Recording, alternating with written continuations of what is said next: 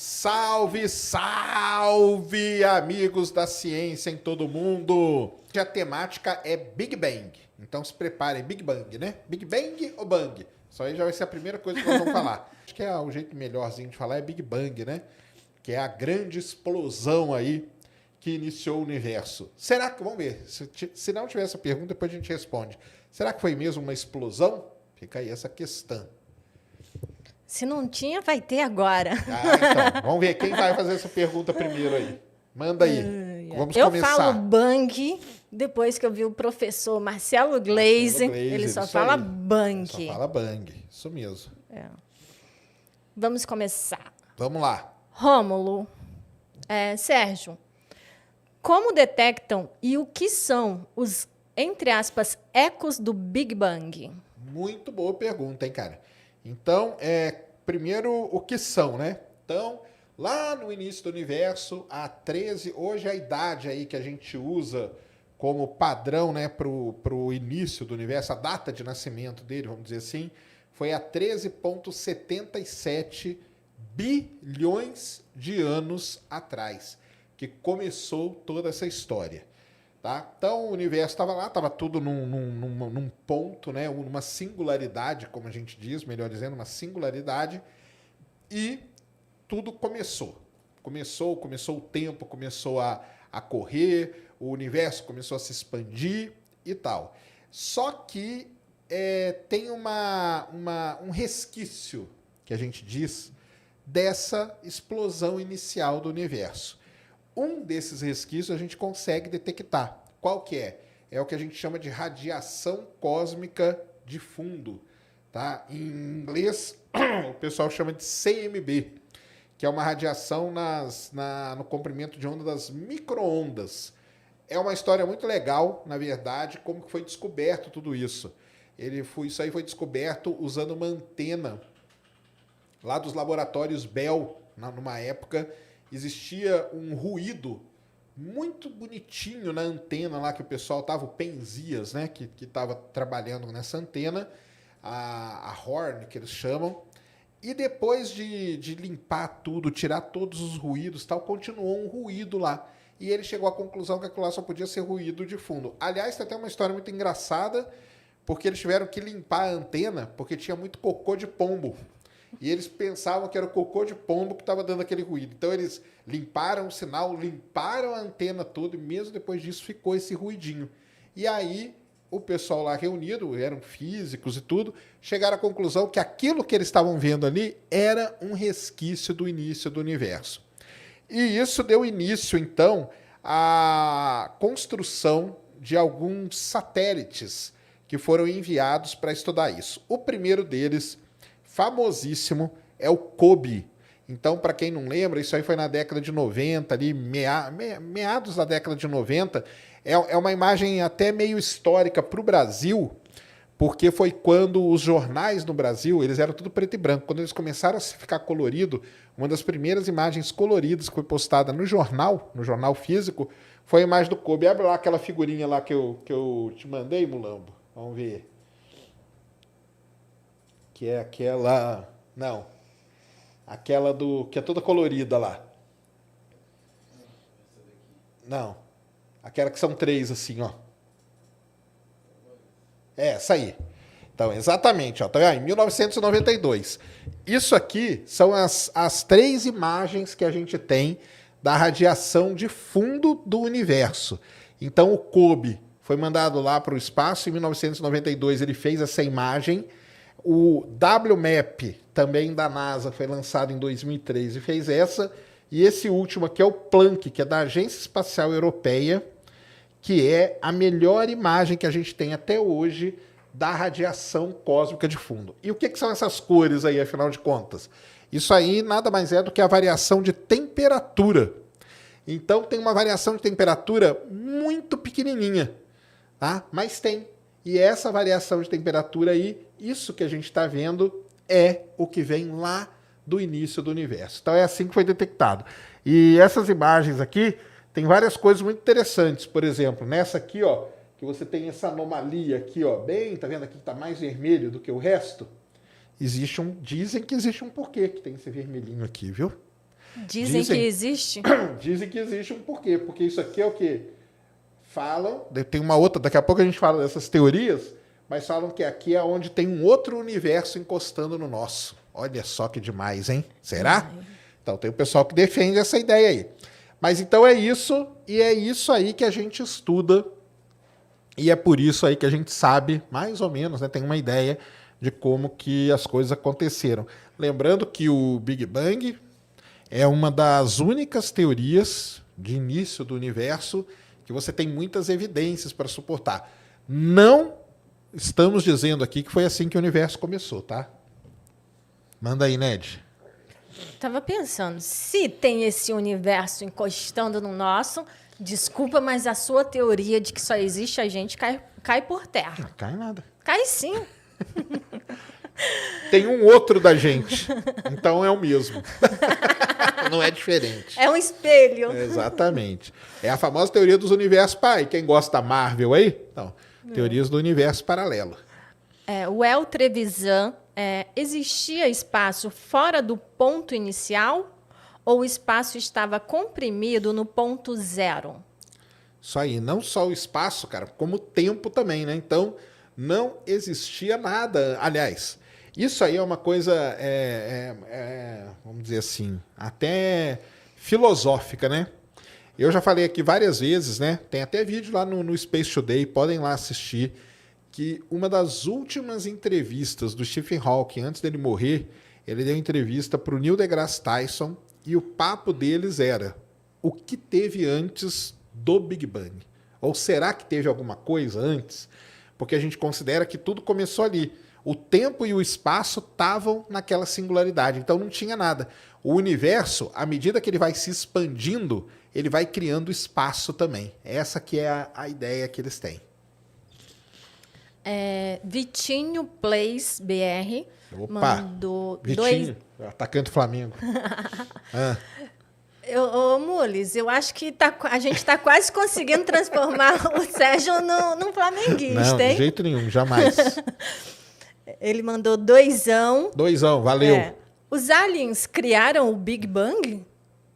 Aliens? Como assim? Ele deu risada, tá? Ah, tá. Não, os aliens não, cara.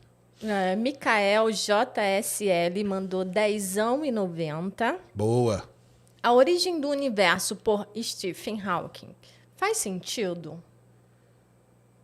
Cara, mas qual que é a origem do universo pelo Stephen Hawking, entendeu? O Hawking, ele era eu acho que ele lidava mais, o Hawking, com o lado do buraco negro, né? Então, existe uma das teorias alternativas para o início do universo é que, na verdade, a gente está num buraco negro, porque tem uma singularidade, igual tem num buraco negro, e está tudo se expandindo e a gente não passa de um determinado ponto para fora. Então, a gente está aqui dentro. Então, assim, faz sentido se a gente encontrar as coisas que ele, né, postulava ali na teoria dele, tudo bem. O problema é que até hoje a gente não encontrou. Então, fica muito complicado, né? Mas ele, acho que ele não defendia tanto, assim. Ele era mais um pensador sobre o início do universo, tá? O El Trevisan. Existia espaço fora do... não, essa eu já fiz. Anse Andrade. O Big Bang poderia ser o choque entre dois eventos maiores? Ou seria delírio? Pode ser. Pode ser sim, porque pode ser que existe, né? Essa é uma outra ideia também de que o universo nunca teve início, nunca teve fim. E pode ser que se você vai para o lado aí dos multiversos e tal, pode ser que é um universo chocando no outro. Então, quando tem esse choque, acontece alguma coisa. Na verdade, perguntou se é delírio, né? Muita coisa nesse negócio do início do universo é muito delírio mesmo. Mas é assim que é a vida dos físicos teóricos, né, que gostam de tudo isso. É que tudo isso tem que estar pelo menos dentro das leis da física que a gente conhece. Tá dentro dessas leis da física, aí o cara começa a viajar e delirar mesmo. Porque é muito difícil a gente ter informações de como que eram as coisas lá no comecinho. Tá? Por isso que existem várias ideias sobre como que o universo começou. Falando de delírio, até o Einstein achava que buracos negros era um delírio, né? Apesar dele fazer todo o estudo lá, depois ele mesmo falou, não, isso... Ele duvidava das coisas que ele mesmo desenvolvia.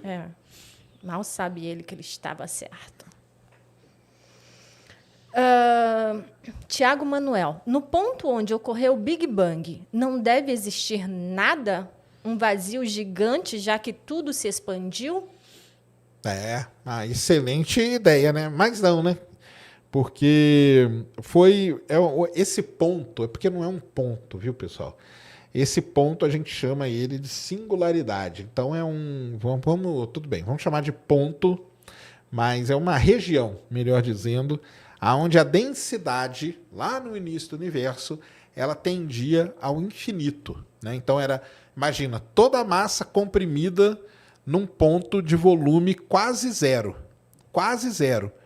Então, a densidade é massa sobre o volume, não existe divisão por zero, mas se o volume tender a zero, isso aí o pessoal de cálculo vai gostar, a densidade tende ao infinito. Então, era isso que a gente tinha no iniciozinho do universo. Agora, isso emenda com outras perguntas aí que vão aparecer com certeza, que é, aonde aconteceu onde que foi o ponto inicial, né? Aonde que eu tenho que olhar para o céu para descobrir? Isso não existe, tá? Isso não existe. Por isso que para essas análises todas que são feitas, a gente se coloca no centro do universo. E se a gente morasse em outra galáxia, o cara lá se coloca no centro do universo e o outro na outra se coloca no centro. Porque analisando todas as galáxias, tudo, em todas as voltas, em todas as direções que a gente olha, a gente chega à conclusão que o universo ele tem duas propriedades muito importantes. Ele é isotrópico e homogêneo, tá? E tem pequenas flutuações, que é aquela variação na radiação cósmica de fundo. Mas a distribuição de galáxias e tudo segue aí uma coisa isotrópica e homogênea. Embora eu sei que tem gente que não concorde com isso. É a questão do nosso ponto de vista, né? De onde a gente está. Então, o ETzinho que está lá na outra galáxia... Para ele lá é o centro e está tudo bem. Aos poucos, tu vai se convencendo. Vou Tu falou que... Linhares Leandro, por que após o Big Bang, o universo não parou de expandir? Excelente pergunta. Na verdade, é isso que o pessoal está procurando até hoje, né? Na teoria do Big Bang, tá? Foi criado ali junto o que a gente chama de energia escura. A energia escura é uma força, que a gente não sabe o que ela é, por isso que a gente chama de escura, que está empurrando o universo, tá? Fazendo com que ele se expanda de forma acelerada. Mas existe, por exemplo, uma das teorias alternativas ao Big Bang, é a teoria do estado contínuo. Então não tem expansão, tá tudo paradinho. Mas aí você não tem como... Nessa teoria alternativa, o lance das galáxias estarem se afastando mata ela logo de cara, entendeu? Então, o lance é que tem a energia escura. Agora, como que aconteceu isso lá no começo e o que é energia escura? Então, aí... É a pergunta de 1 milhão de dólares. É a pergunta de 1 milhão, isso aí. Ateu Vegano mandou 5 e ele comentou, o nada absoluto não existe na física. O nada é apenas uma palavra esperando tradução. Muito poético. Isso aí. Não existe, é isso que eu falei, não existe o nada. A gente fala tende. Então, a densidade é massa dividido pelo volume. Não existe volume zero, mas existe o volume que tende a zero. Então, o pessoal que estuda cálculo aí vai explicar aí direitinho. Tiago Manuel, e se no ponto onde ocorreu o Big Bang houvesse estrelas ou galáxias próximas, estaria errado? Cara, então, mas não tinha, né? Porque não tinha nada ainda. Galáxia, estrela, foi um negócio que foi surgir milhões de anos depois do início do universo. Então não tinha absolutamente nada. O universo começou, passou por um tempo ali que a gente chama de Dark Ages, era das trevas, que o pessoal traduz. Depois veio a era da reionização, que é onde o James Webb está procurando as coisas, e depois foi seguindo ali o curso da evolução do universo. Então você não tinha galáxia, estrela, não tinha nada ainda, porque era muito pouca matéria, ainda não estava começando a se juntar, se aglomerar, se aglutinar para formar estrelas, para formar galáxia, nada disso. Fábio Lira mandou 2. Valeu. Sacane, chama o físico David Barg. É aquele cara, o pessoal sempre pede pra gente chamar ele. Vou ver isso, tá? Já mandou 5. Boa. Sacane, a nossa memória fica guardada no cérebro ou na nuvem? Ou na, entre aspas, nuvem? Aí ele colocou entre parênteses, alma. Aí é complicado, hein? Eu acho que pra mim fica no cérebro, né? E logo pra você, eu não acredito nesse negócio de alma, nem nada disso. Pra mim fica no cérebro mesmo. Gilvander Queiroz mandou 2. Será possível ver a borda do universo? Então, não é, né? O universo, é o que a gente fala do universo observável, né? Então, não dá, cara, pelo seguinte, né? Tem um momento, primeiro tem um momento que a gente não consegue ir além daquilo. Além daquele ponto ali, a gente não consegue ir. E mesmo que a gente vá além daquele ponto, vai chegar um ponto em que era a Era das Trevas. Então, ali a gente não vai conseguir ver nada. Então, a bordinha do universo, a gente não vai conseguir ver. E outra coisa, quando a gente chegar lá, ela não é mais a borda, porque o universo já expandiu. Então a gente está sempre indo atrás dela, mas a gente nunca vai alcançar. Entendeu? Um negócio maluco, né? Mas é assim mesmo. Corrida maluca, hein? Corrida maluca. Luiz Edmond, qual dúvida sobre a origem do nosso universo o James Webb tem maior chance de solucionar? Então, é isso aí. O James Webb ele tem a capacidade de ver nesse período da reionização que a gente chama, que é quando começou ali por alguma flutuação, por alguma coisa, começaram a se juntar de novo os átomos, começaram a ter uma reionizar, que a gente fala, e aí começou a formar as galáxias, formar as primeiras estrelas. O James Webb ele quer responder isso pra gente, como que as primeiras estrelas e as primeiras galáxias se formaram. Se ele responder isso, beleza, a gente vai ter matado uma parte muito importante sobre o início do universo. E aí a gente vai conseguir tentar entender dali para trás. Se ele mostrar para a gente como as primeiras galáxias se formaram, então o pessoal vai conseguir ir um pouquinho para trás com modelos teóricos e tal, e ver, se as primeiras galáxias se formaram desse jeito, então a matéria estava assim, assim, assado. E aí a gente vai ter um pouco mais disso. Então o James Webb ele é muito importante nisso. E ele está conseguindo, né? Que aí em 2, 3 semanas, todo dia ele consegue ver uma galáxia mais distante. Até que ele vai chegar no limite dele, ele tem um limite. Mas isso é muito legal, porque o limite dele já é dentro dessa faixa aí, que a gente chama de período da reionização. Tá? Will Couto acredita que a matéria escura pode ter alguma relação com o Big Bang? Pode ter também. Ótimo pensamento, viu? Porque a matéria escura, a energia escura e tudo estava ali, né? A energia escura está empurrando ainda. A matéria escura estava ali. Então, qual é o papel da matéria escura no início do universo, na formação do universo? Então, pode ter um papel aí muito importante, sim. Só que, de novo, né? A gente tem que saber o que é a matéria escura primeiro, para depois ir atrás. Por isso que é muito importante. Aliás, não é só importante, como é fundamental para a gente entender como o universo funciona, a matéria escura e a energia escura. Porque, assim, o modelo que governa o que a gente entende do universo, hoje ele se chama modelo Lambda CDM, onde o lambda, essa letra aí grega, quer dizer energia escura, e o CDM quer dizer Cold Dark Matter, ou seja, matéria escura fria. Então, tem duas coisas que governam o universo, matéria escura e energia escura. E olha só, as duas coisas mais importantes do universo, a gente nem faz ideia do que é. Tá vendo só? Por isso que é muito importante todas as pesquisas, trabalhos que são feitos tentando ir atrás do que é isso.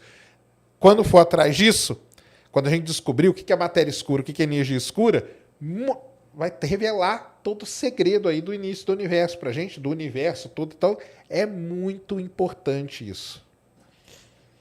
Marcos Mundo 3D. Como sabemos que houve um período de escuridão pós-Big Bang? Que evidências temos? Legal, hein? Então, abre lá a figurinha lá, Mules, pra gente... coloca ali que a gente vê ali. Não, vamos na outra ali. Essa aí... Pode ser sim. Ou tem aquela outra, né? Mas vamos falar nessa aqui primeiro, né? Então, tem vários problemas, tá, pessoal? O primeiro é o seguinte: não tem como a gente representar o universo. Porque o universo, como a gente conhece, ele tem 3 dimensões e aí tem uma 4ª dimensão que a gente fala que é o tempo, né? Que é o espaço-tempo. Então, assim, existe um problema seríssimo de representação, tá? Então ponham isso na cabeça, a primeira coisa que tem que colocar é isso. A gente consegue fazer o máximo, é isso aqui, né? É um desenho, é uma representação de como seria o universo. Então vocês vão ver essa figurinha aqui e variações infinitas desse tipo de figura que ela mostra como que o universo a história do universo. Lembrando que isso aqui está acontecendo tridimensionalmente para todo lado e ainda tem o tempo aí no meio. Beleza? Então, ó, se você olha lá no comecinho, tem o que a gente chama de flutuações quânticas. Então, começou a ter pequenas flutuações quânticas dentro ali da singularidade, quando então deu início ao universo. Aí tem uma palavrinha ali, ó, que nós brasileiros conhecemos muito bem, que é chamada de inflação. Mas a inflação aqui no caso foi um crescimento. O universo ele passou por um momento que ele cresceu muito rapidamente. Então a gente chama de período da inflação. Será que existiu mesmo esse período da inflação? Não sabe. São os modelos, tá? São os modelos. Depois disso, você vai ver ali, ó, que tem o período das Dark Ages. Tá vendo ali em cima, setinha, ó? Dark Ages, ou seja, teve a Era das Trevas no universo. E aí, como que a gente sabe disso? Então, a gente pega, como que a gente faz? A gente pega aquele mapa lá que eu mostrei no começo para vocês, da radiação cósmica de fundo, e a gente volta como se a gente voltasse o filme. Tá? Então, a gente vai voltando o filme. Chega um determinado ponto que tudo aquilo ali vai se juntar numa posição. Só que aquilo lá não vai bater com a idade que a gente tem no universo. Então, tem que ter um X a mais de coisa ali. Tem um X a mais de coisa que a gente não vê, e aí que o pessoal coloca o nome de Dark Ages. Tá? E aí depois tem a inflação, que é um negócio discutido. Tá? Tem gente que passa a vida inteira só estudando o período de inflação do universo. Será que teve? Será que não teve? Qual a evidência que tem para isso? Por isso que o James Webb é muito importante, porque olha esses números aqui, ó. As primeiras estrelas se formaram há cerca de 400 milhões de anos depois do Big Bang. E o brilho lá, ó, tá vendo lá em cima? 375 milhões. E o James Webb já está observando coisa há 235 milhões depois do Big Bang. Então, entenderam? O James Webb ele está conseguindo ver coisa 235 milhões de anos depois do Big Bang. As primeiras estrelas podem ter se formado 400 milhões. Então, o James Webb tem tudo para ajudar a responder essa pergunta. Agora, qual que é a evidência que a gente tem? A gente não tem evidência. A gente tem modelos que são trabalhados para chegar nessas posições. E aí, depois, o universo saiu expandindo como a gente conhece ele. Então, tá lá a energia escura ajudando na expansão acelerada. E aí veio, né, o desenvolvimento das estrelas, das galáxias, até chegar hoje. E essa história completa aqui, 13,77 bilhões de anos. Se teve inflação no início do universo, eu não sei, mas hoje o Brasil tem. Hoje tem muita, né? 13 bilhões de anos depois tem pra caramba, é isso mesmo. Deixa eu ver aqui. Mas vocês vão encontrar várias dessas figurinhas. Tem uma outra aqui, depois que a gente vai falar dela, que é muito parecida. Tá? Aí o pessoal vai, mas e para lá e para cá? De novo, existe uma dificuldade de representação com essas coisas, tá? Então a gente tem que ter uma abstração um pouco para poder entender. Não é fácil, tá, pessoal? Não é fácil. Não tô aqui, não está aparecendo para mim o nome, mas salve Sérgio. Salve Sérgio. É possível acontecer um novo Big Bang quando o universo parar de expandir? Muito bem, cara. Aí você misturou várias coisas. Tudo bem, vamos falar disso também. A gente está falando muito do início do universo, mas existe também qual que é o destino do universo. Nessas teorias aí, primeiro, uma coisa que a gente esqueceu de falar. A ciência que lida com isso a gente chama de cosmologia, tá? Cosmologia é a área da astronomia que cuida de três coisas: do início do universo, da evolução do universo e do fim do universo. Só que os cosmologistas, eles não falam fim do universo, eles falam destino. The fate of the universe. Tá? Esse que é o que eles falam. Qual será o fim do universo? Então, o cara aí já falou pra gente o fim para ele. Qual que é? Vai parar de expandir. Quem disse que vai parar de expandir? E se não parar? E se ele pode resfriar? Ele pode voltar? Então ele tem várias... Do mesmo jeito que o início do universo existem teorias alternativas para o destino do universo, como que vai ser o nosso destino, a gente não tem ideia. Então existem lá o Big Crunch, o Big Rip, o Big Freeze, que são as várias ideias. O universo pode congelar, ele pode parar, ele pode encolher e por aí vai. Então, se ele vai... O que ele perguntou mesmo? Quando que você vai parar de expandir, né? Vai parar de expandir, parou tudo. Parou. Chegamos num limite do universo. Será que é assim que vai acontecer? Então, essa é outro grande problema. Outra pergunta de $1 milhão. Sobre o Big Bang, os grandes questionamentos geralmente não tem... É muito complicado. Fica muito no campo, né, fica no campo dessa aí, a viagem que o pessoal faz, modelos, é muito modelo, né? Então aí o cara muda, e se eu mudar esse pedacinho aqui, o que vai acontecer? Aí ele volta e aí vem reescrevendo tudo e vê que acontece. Então é tudo baseado nisso, porque a gente tem essa limitação, né? A gente chega para ver uma coisa até um certo ponto, dali para trás a gente não vê mais. E aí são os modelos que tem que guiar a gente. E outra, quem disse que o modelo que a gente usa, presta atenção nisso, quem disse que o modelo que a gente usa para representar o universo está certo? A gente não sabe. É o melhor que a gente tem no momento. Mas amanhã pode aparecer alguém aí com uma grande descoberta e falar, cara, é o que o pessoal escreve em vários artigos dessa área, sempre tem lá numa conclusão. E se nada disso acontecer, temos que reescrever a física. Basicamente é isso. Isso que é legal na ciência, que...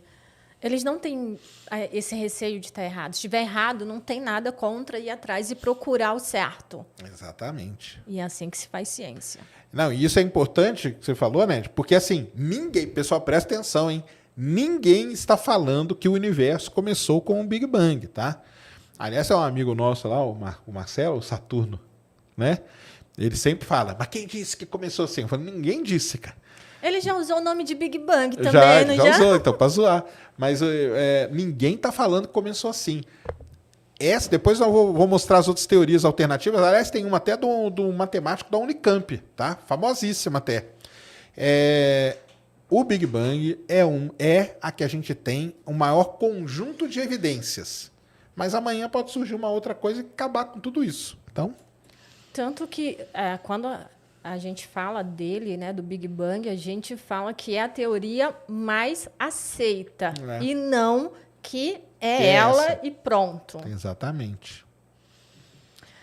Renato Armani mandou $4,99. Opa. Sacane, você é FOD? Você realmente não acredita em Deus? Sim, realmente não acredito. Não é muito complexo o início de tudo? Muito complexo. Estamos aqui falando, cara, é muito complexo. Repetindo, né? As duas principais coisas que tomam conta de tudo isso a gente não sabe, né? E aí eu entendo o que ele está querendo dizer.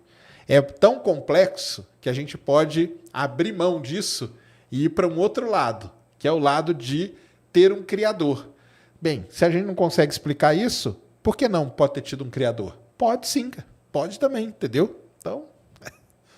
Manda um abraço para minha esposa Gabriela. Valeu, Atlanta. Salve aí para sua esposa Gabriela e um salve para Atlanta.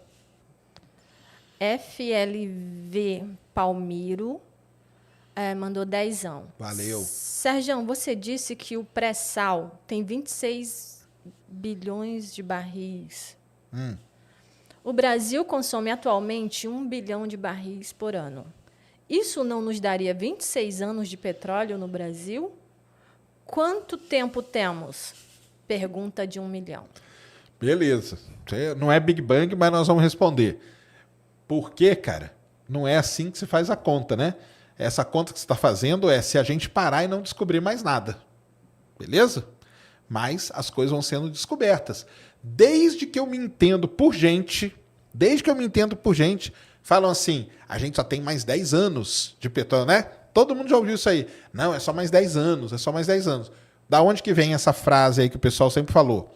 A conta que o pessoal faz é o seguinte, se a partir de hoje a gente não descobre mais nada e o consumo continua na maneira que ele está, aí tudo teria um fim. Mas não é assim. Todo ano são descobertos mais e mais reservas de petróleo, não só aqui, mas no mundo inteiro. Então, não é essa conta que você fez. Essa conta que você fez não descobre mais nada. E aí o consumo continua do mesmo jeito, aí sim a gente teria mais 30 anos só. Exatamente. Isso aí tá perfeito. Que é o que todo mundo fala. Mas não é assim que acontece. Marcílio Coelho. James Webb chegando ao Big Bang é o fim do jogo? Seria, né? Lembrando que ele não consegue chegar no Big Bang, viu, pessoal? O James Webb, dizem aí as más línguas que o limite dele é chegar a 200 milhões de anos depois do Big Bang. Nesse primeiro mês aqui, o pessoal já chegou a 235. Então, vamos dizer assim, né? Faltam 35 milhões ali de anos, que esse seria o limite do James Webb. Mais para perto ele não consegue. Por que ele não consegue? Porque tem uma limitação. Ele tem um tamanho, ele tem um tipo de comprimento de onda que ele observa, então ele não consegue ir mais. Então ele não vai chegar no Big Bang. Mesmo porque para chegar no Big Bang tem que passar pelo quê? Pela Era das Trevas. E a gente não vai conseguir ver nada ali. Então, existe um limite para esses instrumentos. O limite do Hubble foi ali na casa de 400 milhões depois do Big Bang. O James Webb vai um pouquinho mais, vai 200 milhões mais para perto, mas ainda não vai chegar. Agora, o dia que, se alguém chegar, se algum instrumento chegar, aí é o fim do jogo não, né? Começo, né? É o começo. Vinícius JC mandou 5. Valeu. Sérgio, te perguntar, o que acontece quando um foguete explode? Como assim? Não, ele gastou 5. Eu acho que faltou o resto da sua pergunta. O que acontece com o quê, cara? O que acontece com a carga, o que acontece com o foguete? O foguete explode, acabou, né? Ele gastou 5 para isso. Então, explode. O foguete explodiu, acabou. Tá? Acabou o foguete. Agora, o que acontece com o foguete, prejuízo da empresa dona do foguete? Então, o Falcon 9 está lá, levou... vamos pegar o exemplo de ontem, né? O Falcon 9 lançou a missão para a Lua lá da Coreia, beleza? Se o Falcon 9 explode com a missão ainda, vamos supor que ele explode e a missão está nele, problema do Elon Musk, entendeu? Problema dele. Ele vai ter que se virar. Normalmente, essas cargas, né, tem seguro e tudo e tal. Então, tem tudo uma coisa dessa. Agora, vamos supor que o Falcon 9 liberou a carga. Liberou a carga é dinheiro no bolso do Elon Musk. E se o foguete explodir? Prejuízo único e exclusivamente dele. Então, são as variantes que tem. Por exemplo, ele pode explodir na plataforma. E aí vai ser um prejuízo maior ainda. Porque além de perder a carga, além de perder o foguete, pode danificar a plataforma. Então é isso. Agora, uma outra coisa que você podia ter completado na sua pergunta, que eu acho que faltou você completar, se um foguete explode, é um atraso muito grande em muitas coisas, tá? Porque você vai ter que parar tudo. Se o Falcon 9 explode hoje, vai ter que parar tudo por um tempo para analisar, investigar o que aconteceu e tal. Aí vamos supor que você tem um satélite para mandar no Falcon 9. Você vai ter que esperar a investigação, você não vai mandar logo em seguida. Então isso para. Quando a Columbia explodiu, a Challenger explodiu, isso foram anos parados, né? 2, 3 anos. Então é um atraso muito grande. Vamos. Distância? 155 milhões de quilômetros. Tem lua? 2, Phobos e Deimos. Tem atmosfera? Sim, fina. Tem vida? Não. Terra formar Marte ou Marte formar a Terra? Marte formar a Terra. Salve, salve, amigos da astronomia em todo... Que da astronomia, cara? Da ciência em todo mundo. Da astronomia também, né? Porque hoje é um programa astronômico. Muito bem-vindos a mais um Ciência Sem Fim aqui ao vivo e ao vivo. E vocês já viram aí pelo começo, né? Do que nós vamos falar. Será que vocês sabem do que nós vamos falar? Sobre Marte, o deus da guerra. Muito bem, então. Então nós já começamos aí com algumas características principais de Marte. E vamos para as... Tem muita pergunta, viu, galera? Mas vai ser legal, sim. E mande mais. Vamos lá. E lembrando que o pessoal que mandar pela plataforma, a gente vai mostrar na TV. E tem uma coisa também na plataforma, é que você tem a opção de mandar vídeos e áudios, tá? É isso aí. Pode mandar vídeo e áudio. Seu áudio aparece aqui por 100 Sparks, que é equivalente a R$10.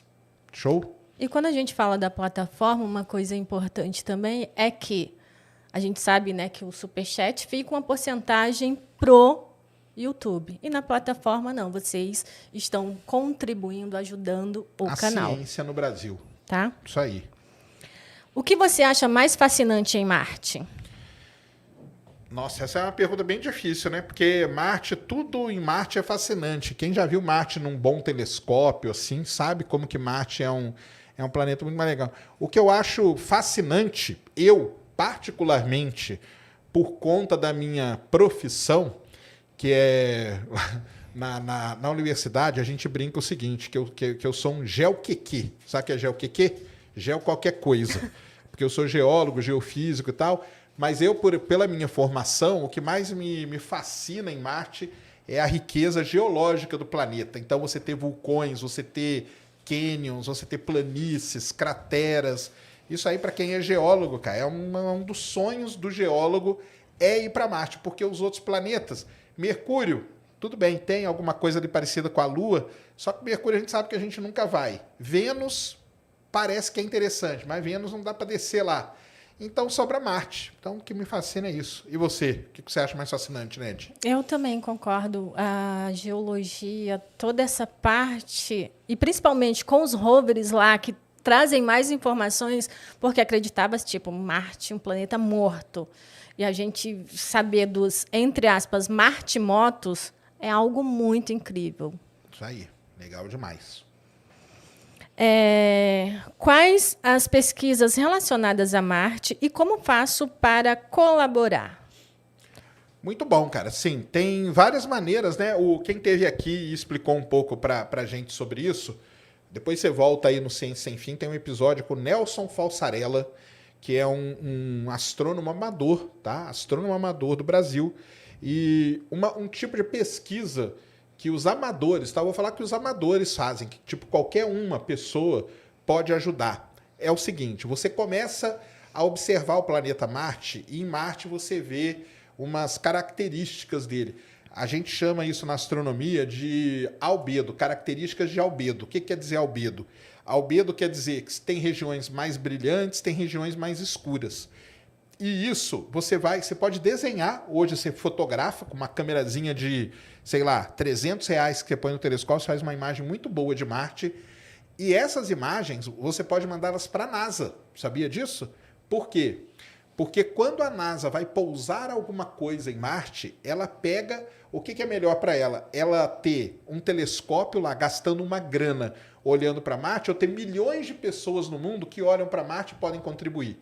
Então a NASA usa essas imagens. E com essas imagens, ela vê como que está o clima marciano para na hora de ter um pouso de uma nave, a nave pousar legal. O Falsarella, que teve aqui, ele contou isso para a gente, que a NASA já usou as imagens dele. Na verdade, quando pousou, acho que foi o Curioso que ele estava falando, a imagem que foi usada foi a dele, porque ele é que tinha a melhor situação para observar. Então você pode fazer isso, tem muita coisa para fazer.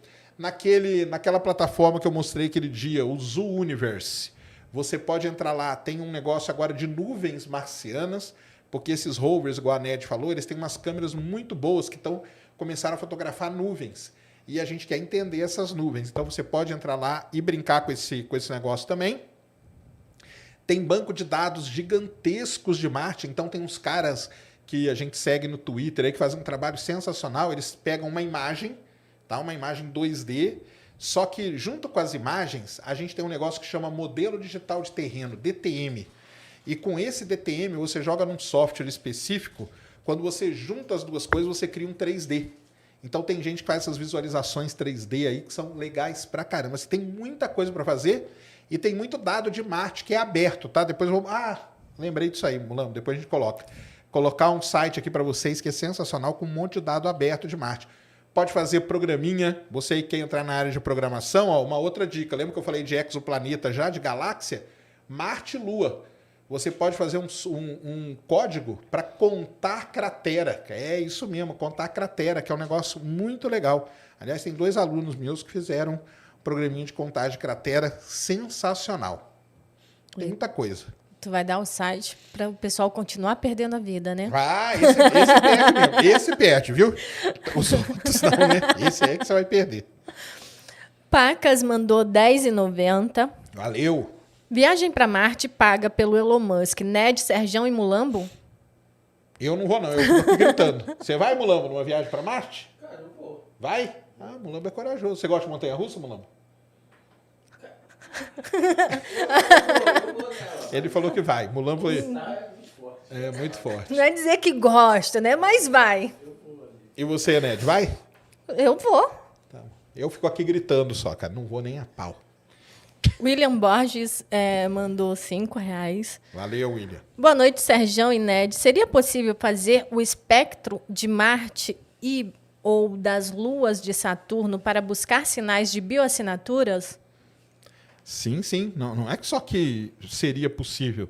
O espectro de Marte, cara, ele é feito desde os anos 1800 e pouco. Desde os primeiros telescópios, os astrônomos já fazem... Vou contar a história de Marte para vocês. A história de Marte ela é muito, muito legal, tá? Ela é muito legal. O que acontece com Marte? Marte, ele foi observado pela primeira vez, tá? Pela primeira vez que alguém observou Marte, sabe quem foi? Foi o Huygens, tá? Um astrônomo alemão com um telescópio muito ruim, mas Marte é um planeta que é perto da Terra. Quando ele observou Marte pela primeira vez, ele viu uma mancha escura em Marte que ela mudava de posição. Pô, isso aí o cara já ficou intrigado. Só que isso aí, eu falei 1610, não, isso era 1650. Era 50 anos depois da invenção do telescópio. Olha que doideira. Bem, o tempo passou, os telescópios deram uma avançada. Ali nos anos 1800 surgiu um italiano muito importante para Marte, chamado Giovanni Schiaparelli. Ele tinha um telescópio um pouco melhor lá na Europa e ele começou a observar Marte. Aí o que ele fez? Ele via em Marte uns risquinhos, tá? Ele via uns risquinhos. E aí vocês vão entender aonde começa todo o problema com Marte. Quando ele viu aqueles risquinhos, ele chamou aqueles risquinhos de canali, em italiano, que são canais. Só que o canal para o Schiaparelli era um canal geológico, cavado por um rio, alguma coisa do tipo. Quando essa palavrinha, essa palavra, pessoal, só essa palavra, ela foi traduzida para o inglês, atravessou o Oceano Atlântico, foi parar nos Estados Unidos, ela veio como channel. Só que o channel ali para o americano é canal artificial. E aí é que começou toda a confusão de Marte. Um cara muito importante para a astronomia, chamado Percival Lowell, o mesmo cara lá do observatório que descobriu Plutão. O Percival Lowell começou a observar Marte sistematicamente. E ele começou a ver esses risquinhos em Marte. E ele começou a ver umas manchinhas escuras. Só que para ele veio com o canal. Lembra do canal lá do italiano? O canal, para ele, era um canal artificial. O que o Percival Lowell pensou na hora? Que eram o quê? Marcianos. E eram marcianos com um sistema super avançado de irrigação. porque ele pensou que as manchinhas pequenininhas eram oásis no meio do deserto e os canaizinhos eram canais para levar a água dessa manchinha até outro ponto. E como as manchinhas mudavam, porque muda mesmo, hoje a gente já sabe que muda, então ele pensava que os marcianos eram tipo um povo nômade. Olha a imaginação do cara, tá? E aí ele começou a observar e ele fez centenas de imagens. E, galera, é desenho, tá? Desenho que o Percival Lowell fazia na mão, mostrando isso. E aí, pronto, cara, acabou. A partir daí, todo mundo começou a pensar que Marte tinha vida, que tinha os marcianos, que Marte tinha floresta, que Marte tinha água, que Marte tinha oásis, tudo isso. Isso aí é a história de Marte. E aí, o que aconteceu? A cultura pop, né, abraçou isso. E aí veio o Orson Welles e o H.G. Wells com a Guerra nos Mundos, né? Um escreveu o livro e o outro fez a novela, o podcast, podemos dizer assim, lá para a cidade de Nova York, narrando o livro A Guerra dos Mundos, só que ele narrou de uma forma tão convincente que o pessoal em Nova York pensou que estava realmente tendo um ataque de marcianos, saiu todo mundo correndo, deu um desespero na cidade. Isso que eu estou contando para vocês é início dos anos 1900. Até o ano de 1965, quando a primeira sonda passou por Marte, todo mundo pensava que Marte tinha floresta, água, rio e tudo mais. Quando a sonda Mariner 4 fotografou Marte a primeira vez e veio um monte de cratera, foi uma grande decepção para o pessoal que tinha isso. Então, essa história de Marte aí é muito interessante, cara. É muito interessante mesmo, porque 1965, né? Nossa, é ontem, né? 1965 é ontem, né? Na nossa história. E até 1965 se pensava que tinham marcianos lá. E é daí que vem toda essa confusão que foi criada. Temos pergunta na plataforma. Opa! Aí, ó. Galera usando a plataforma. Ó, legal. Isso aí, galera. Ajudem nós, mande lá na plataforma, hein?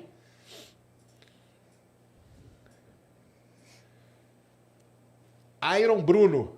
Como vocês imaginam as futuras colônias humanas em Marte? Voltaremos a ser homem das cavernas lá? Então, né, cara, aí entra num problema sério, porque eu, por exemplo, cara, eu particularmente, tá? Podem brigar, me xingar aí à vontade. Eu acho que colonizar, nós nunca vamos colonizar. A gente pode ir, explorar e tal. Agora, colonizar, muito provável, na minha ideia, tá? Agora, você, Iron Bruno, falou uma coisa muito certa. A melhor maneira da gente morar em Marte é no que a gente chama de tubos de lava, tá? Os tubos de lava são buracos, realmente buracos mesmo. Em inglês a gente chama de pits, formado por lava. Então, o que acontece? Cumbre Vieja, o vulcão aí do ano passado, lá nas Ilhas Canárias, é muito legal porque a gente está vendo a formação de um tubo de lava ao vivo. Ele entrou em erupção, a lava, como que o vulcão entra em erupção, né? A lava vem por dentro da Terra e sobe pelo vulcão. Marte foi do mesmo jeito. Quando o vulcão se extingue, ou seja, não vai ter mais erupção, aquela lava ali, ela é facilmente erodida. Então, ela cai toda, ela desmorona. Quando essa lava desmorona, o que fica é o quê? É o que a gente chama de tubo de lava. Então, Marte tem vários tubos de lava. Coloca ali pra gente, Mulamba, aquele Wikipedia que eu te mandei. Que eu te mandei um sobre os tubos de lava ali, ó. Não, do lado. Martian. Isso. Então tá aqui. Aqui ele tá explicando como que formam, né, os tubos de lava, que são feições vulcânicas e tal. Desce aqui que eu acho que tem umas imagens muito legais. Porque aqui, então, ó, como que fica, ó, tá vendo? Então fica assim, ó. A lava, ela cai aqui, né? E aí fica um buraco aqui. Então, essa fotinho aqui, ó, depois se você puder aumentar essa, ó, isso aqui é um tubo de lava em Marte. Tá? Então, isso aqui é uma foto de uma sonda da NASA, não é uma cratera. Você está vendo ali, ó, aquela entrada? Ali é um tubo de lava, é a entrada do tubo de lava onde a gente poderia morar. Volta lá para a gente ver umas... Desce aí. Aqui é formando, pode descer, que eu acho que tem aqui na Terra no final. Ah, não tem. É porque na Terra tem tubos de lava também, tá? Lá no Havaí, por exemplo, tem muito tubo de lava.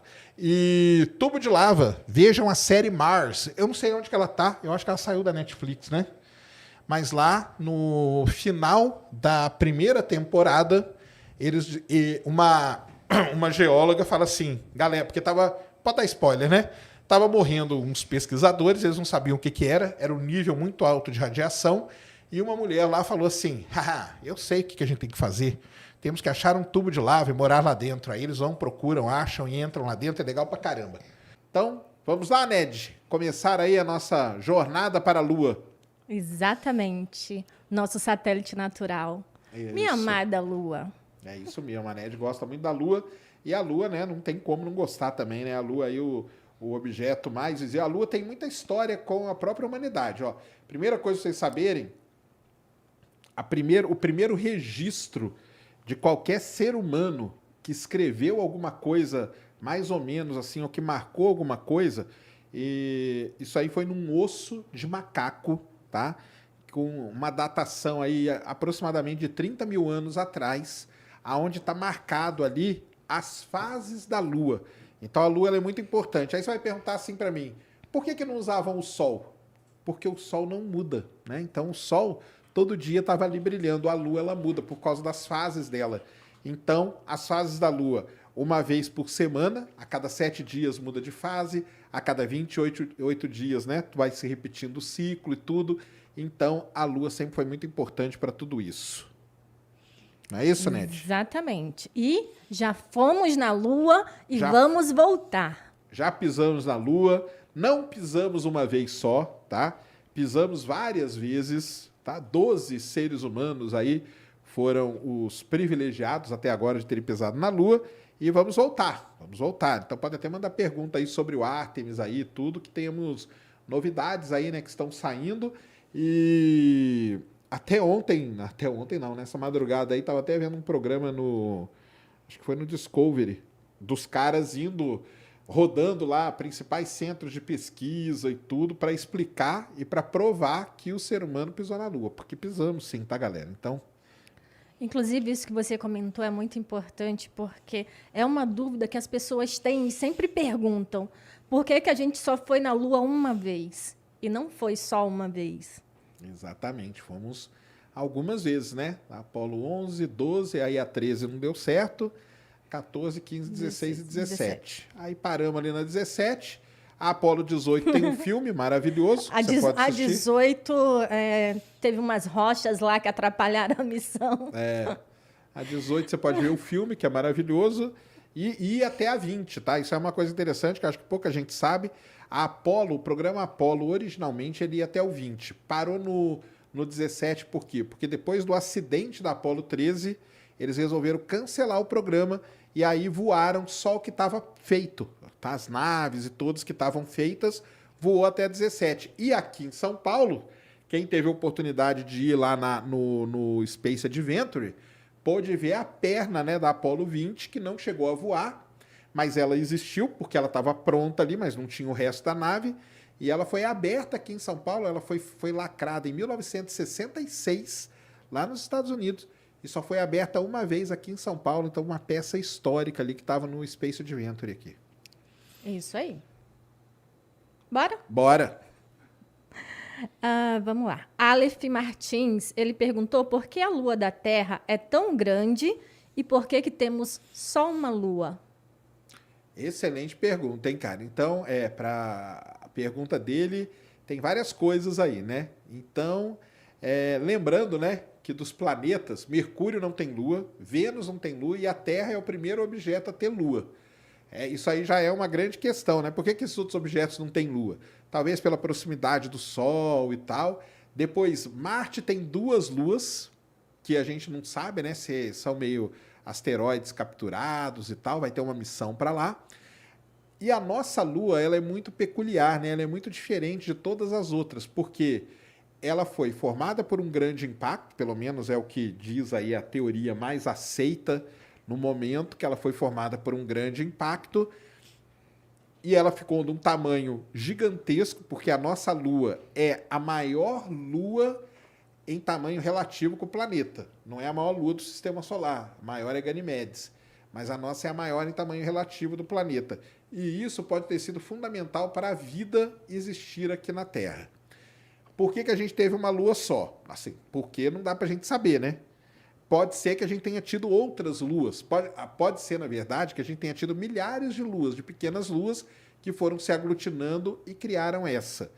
E no momento em que estavam essas coisas se formando, esse objeto principal que se formou na órbita da Terra, ele era tão grande que ele acabou aglutinando todo o resto. Então, uma das linhas de explicar por que a gente tem uma Lua só é isso que explica também o fato dela ser muito grande. Porque todo o material, para quem não sabe, a teoria é de que um objeto do tamanho de Marte, chamado Theia, bateu na Terra. E quando ele bateu na Terra, ele se misturou meio com o manto da Terra e arrancou um pedaço. Esse pedaço que foi arrancado, ele tinha parte dele material da Terra, parte dele material dessa Theia, desse objeto aí. Ele não é que ele arrancou e formou a Lua, vaporizou um monte de pedacinho, esses pedacinhos foram aglutinando aos poucos e formaram a Lua. Então a explicação deve estar por aí, tá? A gente não sabe exatamente, mas deve ser isso. Nem sempre a gente tem só uma Lua. Sim. Às vezes um objeto se aproxima, fica orbitando a Terra, e tem algumas épocas, recentemente a gente estava com isso, inclusive, né? Isso. Com um outro satélite natural. A gente tem luas que são, digamos assim, provisórias, né? Elas ficam um tempo, a Terra captura algum pequeno asteroide e ele fica na órbita da Terra por alguns anos e depois ele sai. Então isso aí acontece, sim. É. Tem um superchat aqui do Paulo Henrique, não é sobre a Lua, é indicação, ele mandou 5. Chama o Vlad do Área Secreta. Acho que rende um programa muito bom. Abraço. Nós já conversamos até com ele, né? Já encontramos com ele aqui no estúdio lá uma vez e combinamos com ele. Ele é um cara muito gente boa. Temos que ver, eu acho que ele está nos Estados Unidos agora. Tá? De novo, né? Porque ele morava lá, veio para cá, voltou. Mas a gente tem essa vontade, sim, de conversar com o Vlad. Ele mesmo já tinha falado.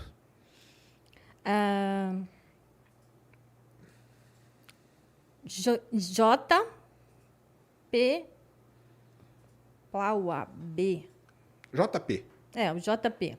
Se houvesse outra Lua do mesmo tamanho, mas exatamente do outro lado, quais seriam os impactos aqui? Terríveis, né, cara? Seriam terríveis, porque a Lua ela tem um impacto muito grande na Terra, um impacto bom até, viu? Porque ela controla as marés, né? E lembrando que maré não é só na água, tá? Tem maré na parte sólida também. O negócio é que na água é mais fácil da gente perceber a maré. Mas hoje, com esses GPS aí de altíssima precisão, o pessoal consegue calcular a maré no sólido também, na parte sólida da Terra. Cara, se tivesse uma outra Lua grande igual a Lua, do outro lado, vamos supor que elas ficassem sempre orbitando uma oposta à outra, seria uma bagunça a Terra, né? Porque seria uma briga gigantesca ali de maré para um lado, puxando para o outro. E seria uma luta da gravidade, né? Seria um negócio muito complicado. Aliás, se brincar, quem mexe aí no Universe Sandbox, que é um joguinho que você dá para simular, se brincar, dá para você colocar isso lá e ver o que aconteceria. Muito provavelmente, nós não estaríamos aqui. O Renan, ele mandou 10. Serjão e Ned, boa noite, vocês são fera. Serjão, você assistiu Moonfall? A ameaça lunar? Se sim, aquela teoria maluca do filme sobre a Lua existe? Ou é pira do diretor? Abraço e sucesso a vocês. Excelente pergunta, viu, cara? É o seguinte, tudo na vida tem contexto, né? Então, aquele diretor lá é o Emmerich, tá?